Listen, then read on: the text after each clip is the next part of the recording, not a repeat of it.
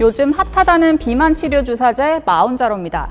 그런데 간단한 치료를 받으면 이 마운자로를 선물로 준다는 곳이 있어 직접 찾아가 봤습니다. 서울의 한 병원, 환자로 북적이는 이곳이 바로 그 선물을 준다는 곳입니다.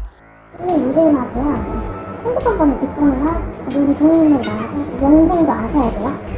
이름만 아시면 안 돼요. 어떻게 왔는지, 누구 소개로 왔는지 꼼꼼히 확인합니다. 의사를 만나 비만 치료 주사제 얘기를 하니 의사는 마운자로를 권했습니다. 그러면서 먼저 이런 말을 꺼냈는데요. 마음대로 가기 세가지고 근데 그거는 그냥 뭐 원래는 소개로만 제가 얘기해드리는데 이 실비가 있으면 약간 조금 도움을 드릴 수가 있어요. 저희 병원 사가시는 경우는 원래 실비가 안 돼요. 당뇨병 치료제로 개발된 마운자로는 살을 빼려는 미용 목적의 전액 비급여인데다 실손보험 또한 적용되지 않는데 이게 무슨 얘기일까요? 정형외과와 마취통증의학과 진료를 주로 하는 이 병원, 원장은 허리, 목, 어깨를 얘기하면서 안 좋은 곳이 있으면 60만 원 치료를 하고 주사제 값을 그걸로 받는다고 설명합니다. 목이나 허리나 어깨나 좀 안 좋은 데 있으면은 60만 원 치료하고 펜값 그걸로 받아요. 근데 치료하면 이제 실비 나오니까. 그러니까 이 마운자로 같은 비만 치료 주사제를 주면서 실손보험금을 청구할 수 있도록 체외 충격파 치료를 한 진료비 영수증과 상세 내역서 같은 서류를 발급해주고 환자들은 이걸로 자신들이 가입한 실손보험사에 보험금을 청구하도록 도와주는 겁니다. 아프신 데 있어요? 평소에 어깨? 어깨는 맨날 아프죠. 그럼 그쪽으로 합시다. 네네. 나머지 절차는 일사천리였습니다. 서류를 만들어야 하니 검사를 좀 하겠다는 말 이후에 엑스레이 촬영과 혈액 검사가 이어졌습니다. 하지만 비만 치료 주사제의 쓰임을 따지는 가장 중요하면서도 기본적인 검사는 없었습니다. 체지방 지수, 그러니까 BMI 측정은커녕 키와 몸무게도 재지 않은 거죠.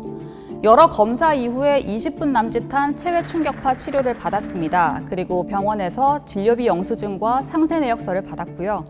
총 60만 원을 결제했지만 처음 받은 서류는 20만 원어치였습니다. 나머지 40만 원어치를 받기 위해선 병원에 2번 더 와야 한다고 했습니다. 받은 진료비 서류에는 마운자로, 비만 치료 주사제 내용은 전혀 없었습니다. 진료 기록부에는 문진 중에 전혀 언급되지 않은 잦은 어지러움, 몸이 붓는 증상 등이 가득 적혀 있었습니다. 그리고 주 상병은 외상성으로 명시되지 않은 회전근개 찢김 또는 파열이라고 돼 있었죠. 저는 완벽하게 체외 충격파 치료가 필요한 어깨 통증을 호소한 환자가 돼 있었습니다. 병원이 알려준 대로 20만 원어치 서류를 한 번 더 받을 수 있을지 확인해 보기로 했습니다. 이번에도 20만 원어치에 맞게 끄는 진료비 영수증과 상세 내역서였습니다. 그런데 이번 서류엔 맞지도 않은 관절 치료 주사비가 담겨 있었습니다. 스테로이드 주사도 포함되어 있었고요. 1시간 정도를 기다린 끝에 체외 충격파 치료를 받았는데 이번엔 이마저도 서류 내역에 포함되어 있지 않았습니다. 이렇게 받은 서류로 진짜 보험금을 받을 수 있을까요? 가입한 세대와 종류별로 다르지만 이 서류 60만 원어치를 제출하면 실손보험금으로 43만 8천 원에서 58만 5천 원까지 돌려받을 수 있을 거란 게 보험사 설명입니다.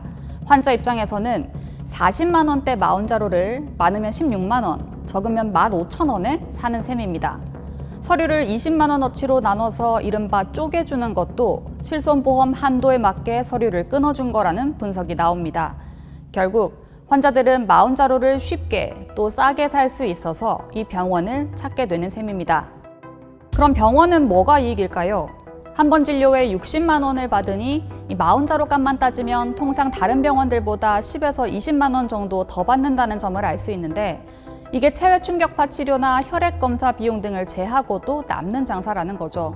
즉 매출을 높이는 데에 기여할 수 있다는 얘기입니다. 병원은 매출을 올리고 환자는 보험금을 타내는 이 기이한 공생 구조, 법적인 문제는 없을까요? 먼저 의사부터 따져보겠습니다. 환자가 호소하지도 않은 증상을 진료 기록부에 적고 맞지도 않은 주사를 맞은 것처럼 서류를 꾸몄다면 의료법 위반의 소지가 있습니다.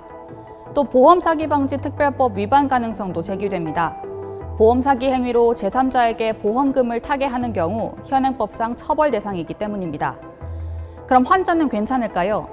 저희가 자문을 구한 의사 출신 변호사는 체외 충격파 치료를 받으러 갔다기보단 마운자로 가격을 충당하기 위해 처방을 받은 것이라면 환자도 사기죄 처벌 여지가 있다고 설명했습니다. 이들이 이런 과정을 거쳐 계속해서 실손보험을 청구하고 또 보험금을 받는다면 실손보험사가 피해자라고 할 수 있겠죠. 이는 결국 실손보험에 가입돼 있는 국민들의 보험료 인상 요인으로 이어질 수 있습니다. 그럼 왜 하필 체외 충격파 치료일까요?